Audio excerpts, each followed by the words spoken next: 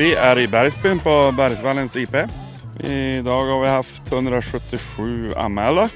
Med vädret så är det väl helt okej. Det var en bra stämning, glada cyklister. En del väldigt kalla, men många har tyckt ändå att det var rätt kul att bli lite geggig och det är lite en utmaning. Vad brukar det vara för uppslutningar? Rekordet var 489 deltagande. Och nu ligger vi runt 200. Hoppas ju självklart på fler. Hur många funktionärer är engagerade i loppet? Hur många är det totalt som engagerar sig? Vi är 5-6 stycken som bestämmer datum och sen under det här loppet har vi, jag skulle nog säga mellan 50 och 60 personer som är engagerade på ett eller annat vis. Har vi 2 stycken här så kommer det en stor spurtstrid. Härligt jobbat! Nummer 8 och nummer 2. Ska vi se vem det var då? Nej, men jättekul. Det var ju ruskigt väder, men det är ju också någon tjusning i det att få lorta ner sig och känna att man har grus mellan tänderna och i ögonen och ja, känna sig som en riktig krigare helt enkelt. Det är någonting. Nummer 3. Emil Nyman, snyggt jobbat! För den som inte har cyklat kraftloppet i Skellefteå, kan du beskriva det loppet? Det är ju ganska stor andel grusvägar faktiskt på det här loppet och inte, i mina ögon så är det inte jättemycket höjdmeter.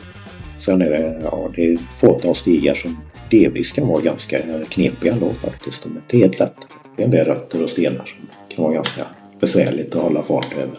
Det är ganska mycket man ska ligga och gneta liksom hela tiden. Det finns inte så många ställen där man faktiskt kan vila på heller. Så att det gäller som att hålla uppe effekten hela tiden.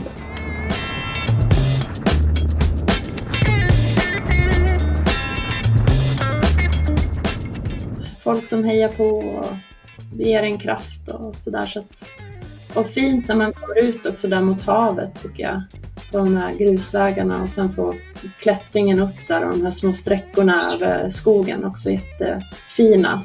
Och bra sätt att också, om man inte har kört så mycket mountainbike, kanske börja att det är lite mer grus men i kombination med de här små sekvenserna av skog och stig som det är.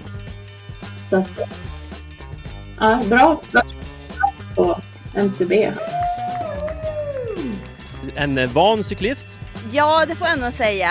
Däremot så i år så var jag inte förberedd, inte för 5 öre. Jag hade cyklat kanske 2 gånger. Men jag och en kompis, vi gjorde det här tillsammans för helt prestigelöst och bara för att ta oss runt utan att bryta något. I februari så vi ska göra kraftloppet.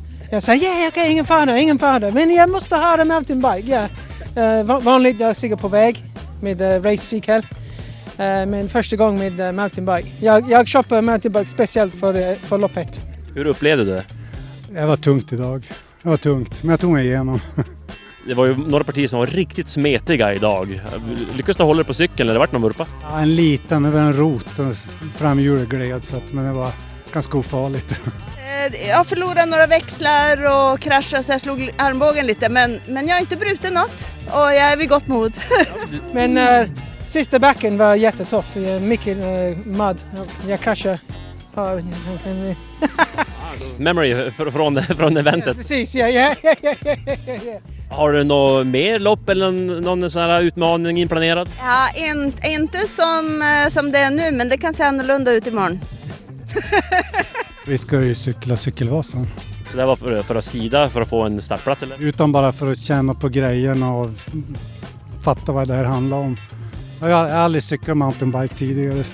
De värsta delarna här är ju värre än Cykelvasan, så att du har ju en bra grund. Ja, det hoppas jag. Ja, absolut. Ja, nästa år, vi kommer igen.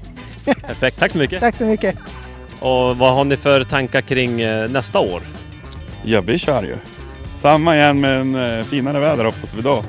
Det här är första gången på mina 10 år som det regnar ett helt lopp. Jag tror inte de vet hur skiter de har varit i ansiktet när man har frågat. Men ja, nej, det har varit positivt. Sena anmälningar, hur har det utvecklats de senaste åren? Ja, sen pandemin så är det ju katastrof. Det beror ju hur man har byggt upp sin organisation. Hur mycket man behöver veta i förväg för att det ska gå att genomföra.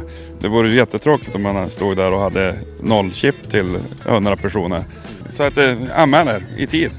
En jättehärlig, rolig dag. Bra arrat. Tack så mycket för att ni gör det här och vi syns nästa år. Absolut, det gör vi.